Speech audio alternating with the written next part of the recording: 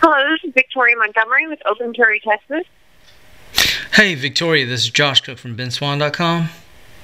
I had somebody from your Facebook send me the video. Did this happen today, the arrest?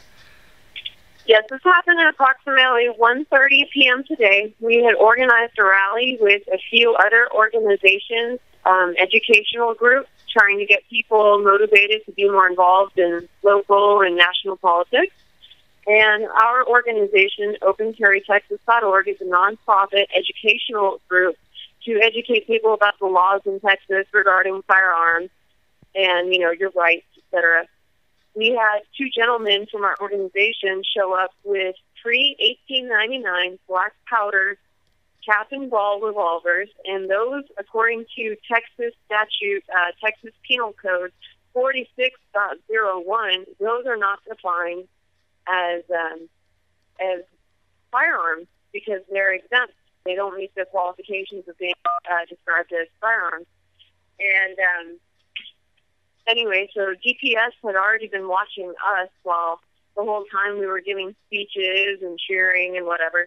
There were about 12 of them stationed around our group, which was odd because there were several other organizations and groups across the Capitol grounds also having rallies. Like, I think there was an Occupy Wall Street group there and something else. Anyway, so Justin DeLoche and Amos Powell, I believe is his name. I'll have to look. They walked up with their black powder pistols. They're pre-1899 legal black powder pistols, holstered, not waving them around or anything. And the officers noticed this and immediately arrested them. They didn't say, "Can you leave?" They didn't say, "You're not welcome here." They didn't say, "That's not allowed." And the gentleman tried explaining the law to the officers and said, "This is legal here. Do you not know the statute? And it's completely legal to open carry on the Capitol grounds. You can't go in the Capitol building with it, but it's completely legal on the grounds, and it's public property." And then they were charged with criminal trespassing and suspicion of a deadly weapon, which really deadly weapon is a very vague term. I mean, people have been killed by high-heel shoes, and people are more often killed in Texas with clubs and hammers than any other weapon, far more often than guns. And so basically this proves to us that EPS is just trying to make up whatever charges they can. They were very aggressive and violent towards us.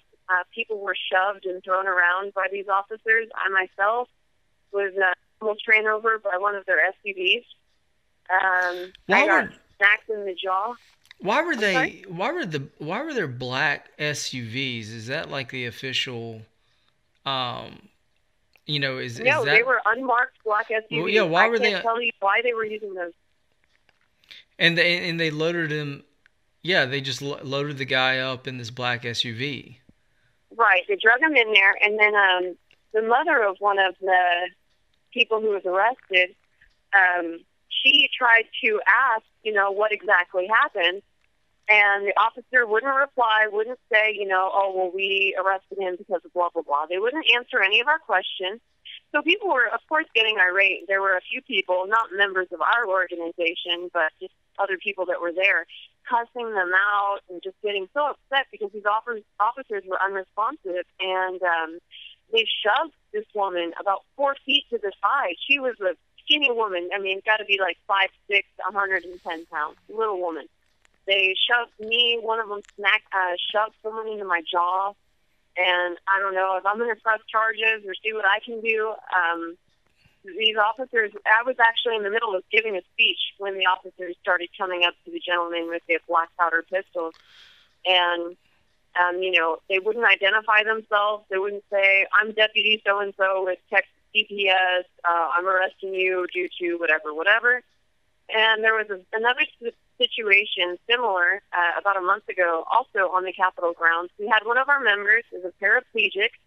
He's about 80 pounds. He's a Vietnam veteran, and he's in a wheelchair. He carries a black powder pistol with him, a pre-1899, completely legal black powder pistol with him everywhere he goes. Was rolling around asking the DPS officers questions about the gun laws just to test their knowledge. and one of them happened to see his black powder pistol and arrested him for disorderly conduct. And he was doing the exact same thing as these two gentlemen were doing today. He wasn't brandishing his weapon or waving it around.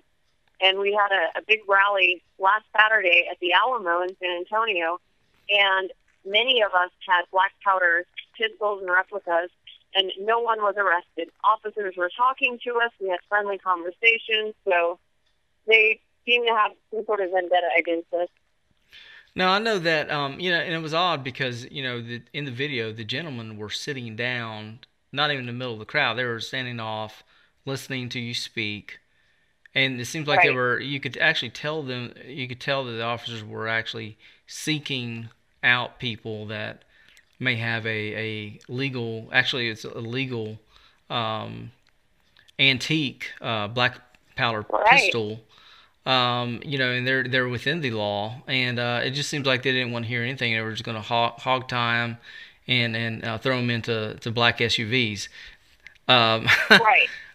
But there was something someone posted on your Facebook page about law enforcement using Facebook to really spy on Americans organizing protests. Do you think you think that was maybe the case in this situation?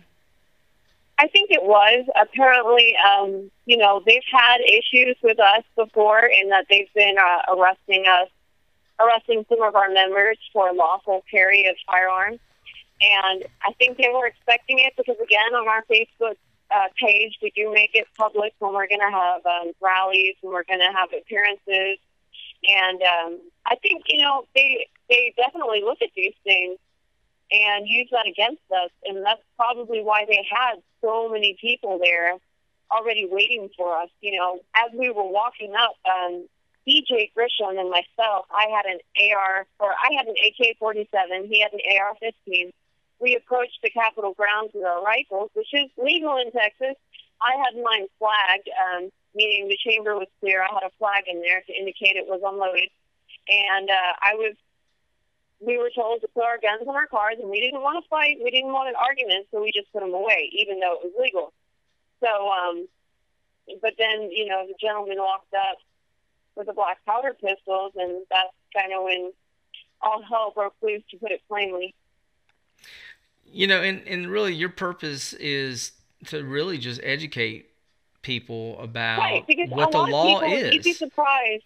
Right. You'd be surprised how many people don't know that they have as long as they're not a felon, anything barring them from doing so, as long as they're a law-abiding citizen, you can open carry a long arm in Texas or a .3-1899 black powder pistol, as long as it isn't center fire or rim fire.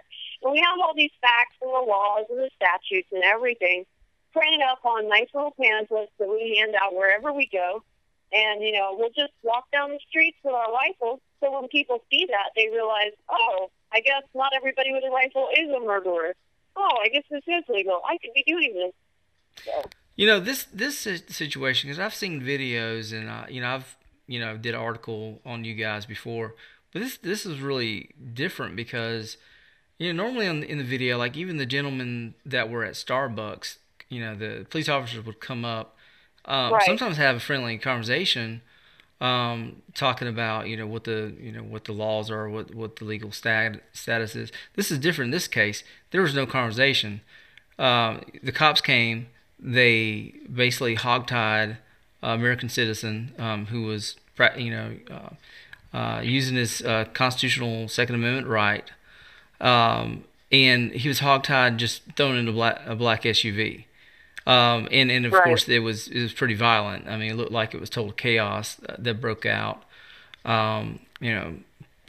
Pushing and really just it was almost like they were grappling, wrestling on the ground. But this was, I find that as odd. It seemed like it was almost more aggressive. I mean, there really was no conversation, even though the law was cited that this antique black powder pistol was totally within the law.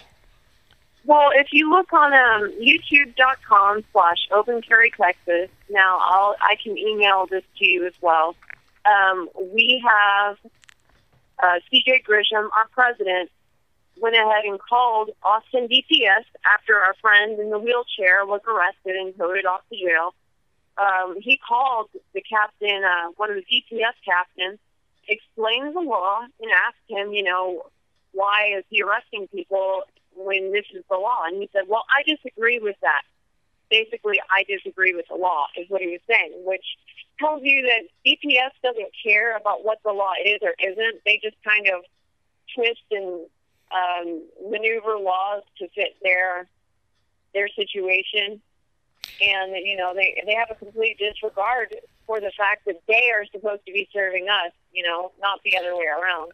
Yeah, because, a lot of the people in the crowd, the reasonable people, that wasn't really, and you said the people that were cursing weren't a part of your group, but the people that were a part of your group was just saying, hey, you guys need to comply as far as down.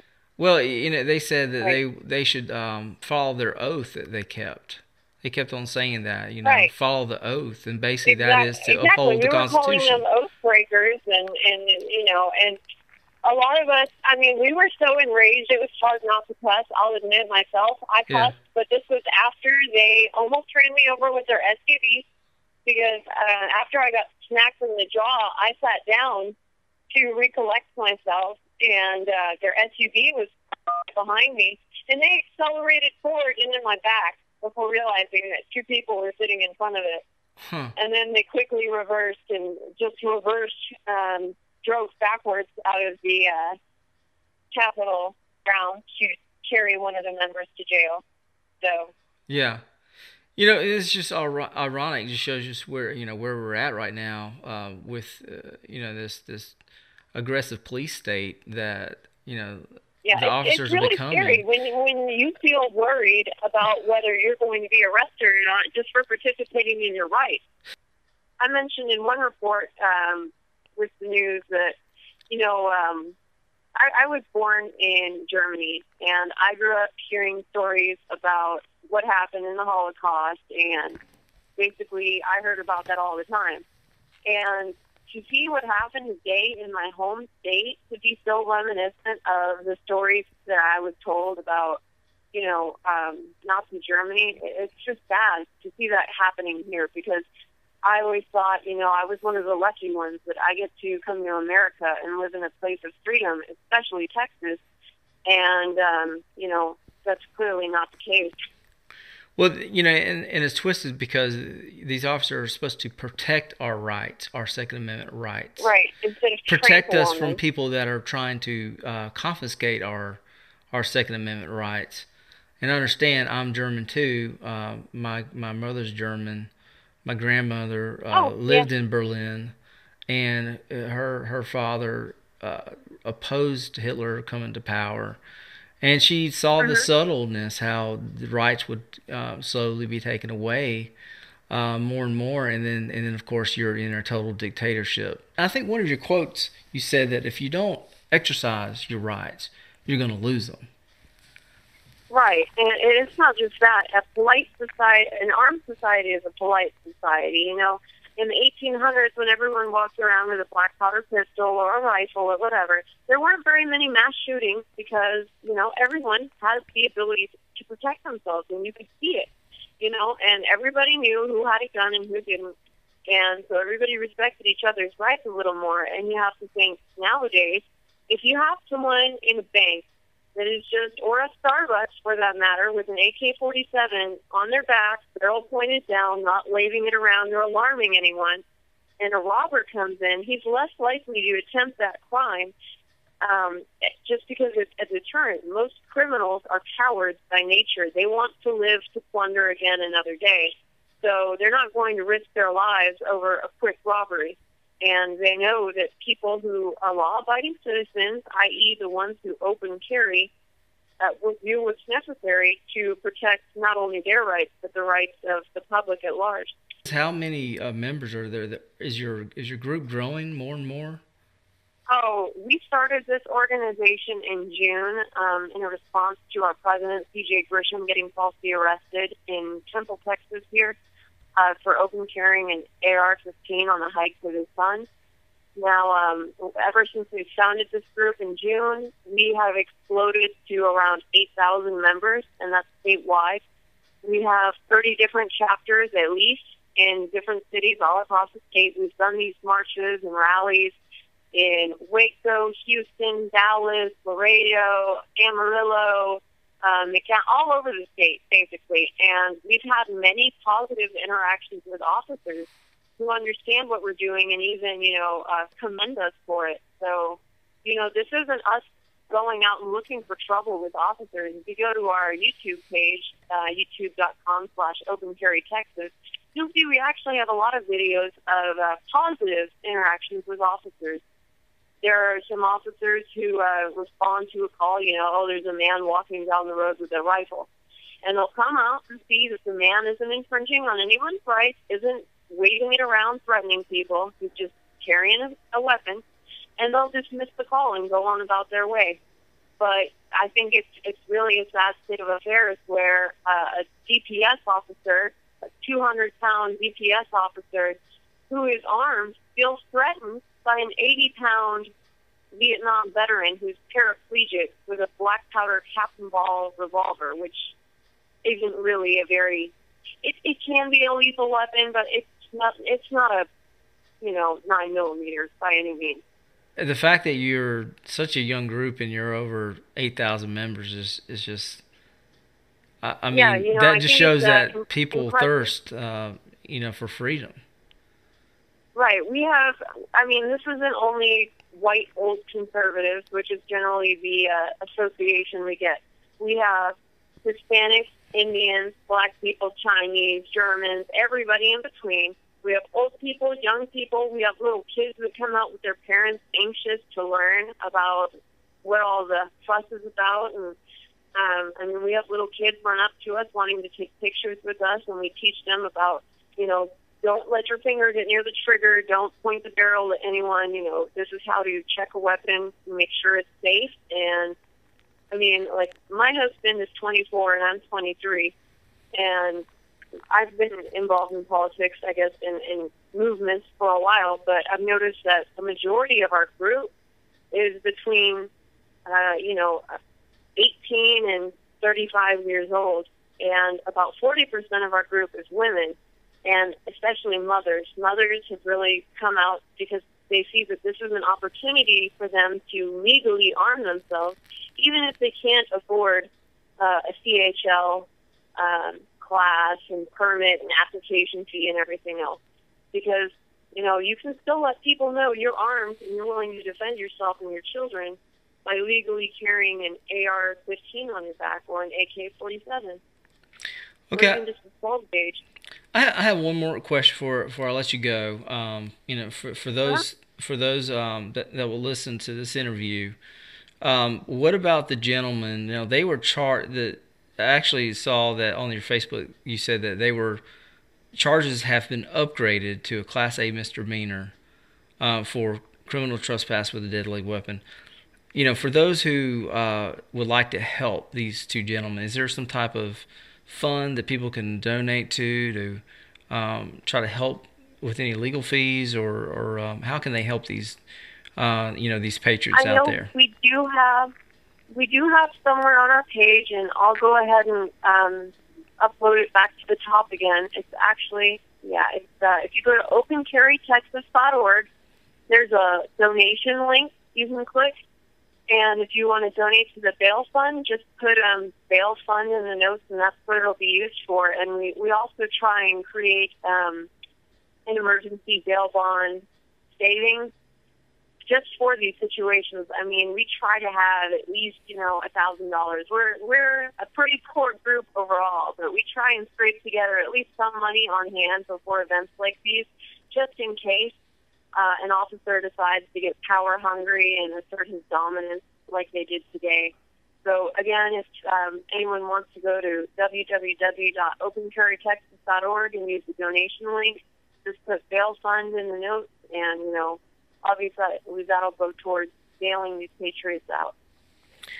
Well, that's great. Well, Victoria Montgomery, thank you so much for what you guys do. All right, I appreciate it.